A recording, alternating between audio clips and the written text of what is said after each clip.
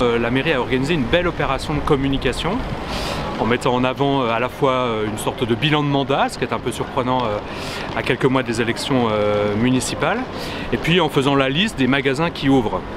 Mais les Nancéens, eux, ils font la liste des magasins qui ferment.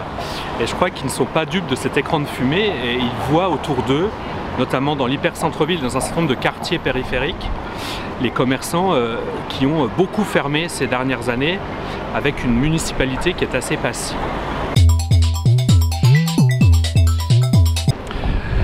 Ça fait maintenant de très nombreuses années que nous, élus d'opposition, on alerte sur cette situation parce que la situation du commerce de centre-ville, elle est similaire aussi parfois à des mouvements qui dépassent simplement le simple périmètre municipal.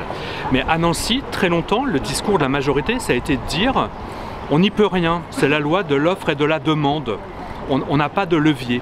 Alors qu'il y a des leviers tout à fait possibles. Donc ce qui a beaucoup manqué dans la politique municipale, c'est de la volonté politique. Le sentiment qu'effectivement la puissance publique, elle peut réguler les choses, elle peut en tout cas faire en sorte de les améliorer et de ne pas être simplement spectateur de cette situation, des magasins qui ferment et qui vont vers l'extérieur.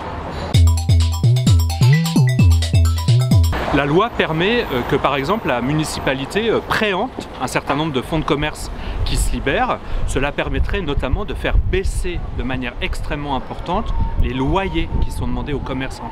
Parce qu'on sait que c'est une des causes principales de la déshérence dans les centres-villes. Donc la ville peut se porter acquéreur, faire baisser les loyers et effectivement permettre à des commerçants qui peut-être n'auraient pas pu s'installer de le faire. Nous on prône aussi la mise en place de secteurs de sauvegarde du commerce, ce qui permettrait aussi à la ville, par exemple, de nouer des partenariats avec la chambre de commerce et de l'industrie ou avec la chambre des métiers, par exemple, qui pourrait installer dans des locaux dont la ville se serait portée acquéreur des métiers de bouche dont on trouve de moins en moins la trace dans l'hyper centre-ville. Voilà par exemple des services que l'on pourrait mettre en place. Je pense aussi bien évidemment à tout ce qui concerne l'accessibilité du centre-ville.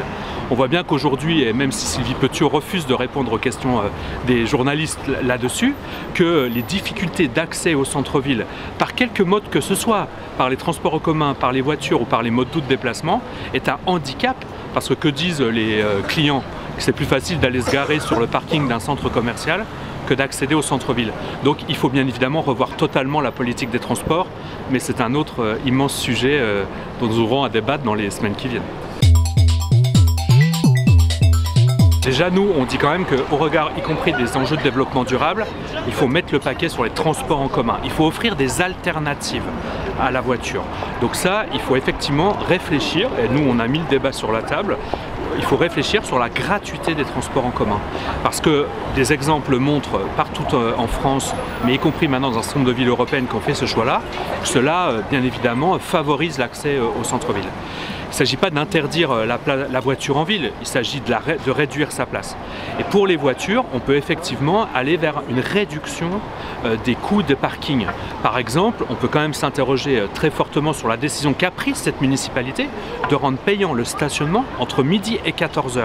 Les premiers qui se sont plaints de cette situation sont par exemple les restaurateurs qui ont vu la clientèle s'effondrer parce que finalement payer le restaurant plus en plus payer le parking, ça n'est pas apparu comme une mesure favorable au développement du commerce. Donc oui, il faut favoriser le parking plutôt en ouvrage qu'en surface et donc baisser très sensiblement les prix des parkings. Mais j'insiste sur les transports en commun qui doivent être favorisés pour l'accès au centre-ville.